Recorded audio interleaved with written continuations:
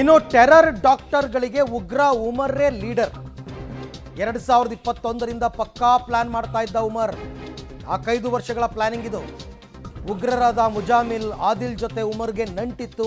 ಅವರು ಕೂಡ ವೈದ್ಯರಾಗಿದ್ದರು. ಜಮ್ಮು ಕಾಶ್ಮೀರದಲ್ಲಿ ಶುರುವಾಗಿತ್ತು ಈ ಸ್ಫೋಟದ ಪ್ಲಾನ್. ಜಮ್ಮು ಕಾಶ್ಮೀರದಲ್ಲಿ ಶುರುವಾಗಿರೋದು. ಅನಂತನಾಗ್ ಆಸ್ಪತ್ರೆಯ ಲಾಕರ್ನಲ್ಲಿ ರೈಫಲ್ ಇಟ್ಟಿದ್ದಂತೆ ಉಮರ್. ಆದಿಲ್ಗೆ ಸೇರಿದ್ದ ಲಾಕರ್ನಲ್ಲಿ ಪತ್ತೆಯಾಗಿತ್ತು AK-47. ವೃತ್ತಿ ವೈದ್ಯರದ್ದು ಮಾಡ್ತಾ ಇದ್ದಿದ್ದು ಉಗ್ರವಾದ ಕೆಲಸ. 2 ದಿನದ ಹಿಂದೆ AK-47 ವಶಕ್ಕೆ ಪಡೆದಿದ್ರು ಪೊಲೀಸರು. ಸೊ ಒಟ್ಟಾರೆ ಟೆರರ್ ಡಾಕ್ಟರ್ಗಳಿಗೆ ಉಗ್ರ ಉಮರ್, ಆತನೇ ಲೀಡರ್. ಹಾಗಾಗಿ ಈ ಆತ್ಮಾಹುತಿ ದಾಳಿಯನ್ನು ಅವನೇ ಲೀಡ್ ಮಾಡಿದ್ದಾನೆ. ಅವನೇ ಕಾರ್ ಓಡಿಸ್ಕೊಂಡು ಬಂದಿದ್ದಾನೆ. ಅವನೇ ಸ್ಫೋಟ ಮಾಡಿದ್ದಾನೆ. ಈ ವಿಧ್ವಂಸಕ ಕೃತ್ಯಕ್ಕೆ ಮುಖ್ಯ ಕಾರಣ ಅವನೇ ಆಗಿದ್ದಾನೆ. ಬಟ್ ಈ ವೈದ್ಯರ ಒಂದು ನೆಟ್ವರ್ಕ್ ಇತ್ತಲ್ಲ, ಸಿಂಡಿಕೇಟ್ ಇತ್ತಲ್ಲ, ಅದರ ಲೀಡರ್ ಉಗ್ರ ಉಮರ್ ಮೊಹಮ್ಮದ್.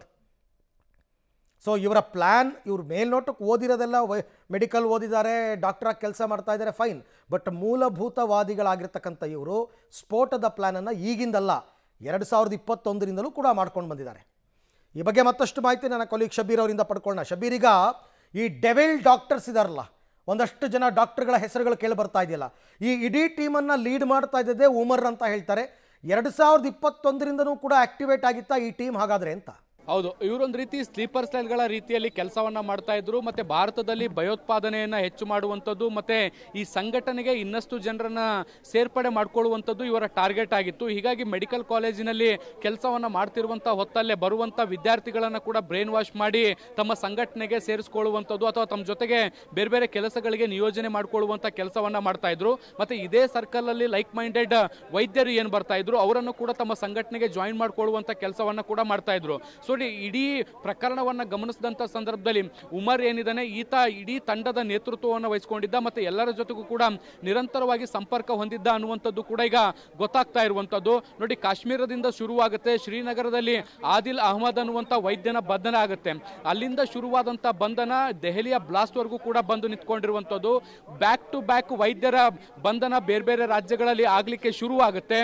ಬೇರೆ ಬೇರೆ ರಾಜ್ಯಗಳಲ್ಲಿ ಫಾರ್ ಎಕ್ಸಾಂಪಲ್ ಲಕ್ನೋ ಆಗಿರ್ಬೋದು, ಹರಿಯಾಣ ಆಗಿರ್ಬೋದು, ಹೀಗೆ ಬೇರೆ ಬೇರೆ ರಾಜ್ಯಗಳಲ್ಲಿ ಬಂಧನ ಆಗ್ತಾ ಇದ್ದಂತೆ ಒಂದು ರೀತಿ ಇವರು ಪ್ಯಾನಿಕ್ ಆಗ್ತಾರೆ, ಆತಂಕಕ್ಕೆ ಒಳಗಾಗ್ತಾರೆ. ಯಾಕೆ ಅಂದ್ರೆ ಒಬ್ಬ ವೈದ್ಯನನ್ನ ಬಂಧಿಸಿದಂಥ ಸಂದರ್ಭದಲ್ಲಿ, ಆತನನ್ನ ವಿಚಾರಣೆಗೆ ಒಳಪಡಿಸಿದಂಥ ಸಂದರ್ಭದಲ್ಲಿ ಆತ ಮತ್ತೊಬ್ಬನ ಹೆಸರು ಹೇಳ್ತಾನೆ, ಮತ್ತೊಬ್ಬ ಮಗದೊಬ್ಬನ ಹೆಸರು ಹೇಳ್ತಾನೆ.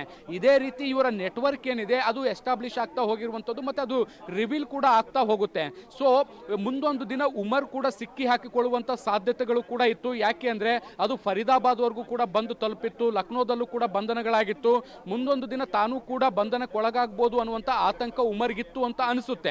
ಸೊ ಹೀಗಾಗಿ ದೆಹಲಿಯಲ್ಲಿ ತಾವು ಅಂದುಕೊಂಡಂತೆ ಒಂದು ಬ್ಲಾಸ್ಟ್ ಅನ್ನ ಮಾಡಬೇಕು ಅನ್ನುವಂಥ ಕಾರಣಕ್ಕೆ ದೆಹಲಿಯ ಕೆಂಪು ಕೋಟೆಯನ್ನು ಆಯ್ಕೆ ಮಾಡಿಕೊಂಡು ಅತ್ಯಂತ ಜನನಿಬಿಡ ಪ್ರದೇಶ, ಇಲ್ಲಿ ದಾಳಿ ಮಾಡಿದ್ರೆ ಅತಿ ಹೆಚ್ಚು ಸಾವು ನೋವುಗಳು ಆಗಬಹುದು ಅನ್ನುವಂಥ ಲೆಕ್ಕಾಚಾರ ಇಟ್ಕೊಂಡು ಈ ದಾಳಿಯನ್ನ ಈ ಒಂದು ಸೀಮಿತ ಪ್ರದೇಶದಲ್ಲಿ ಮಾಡಿರುವಂಥ ಸಾಧ್ಯತೆಗಳು ಬಹಳಷ್ಟು ದಟ್ಟವಾಗಿ ಕಾಣಿಸ್ತಾ ಇರುವಂಥದ್ದು.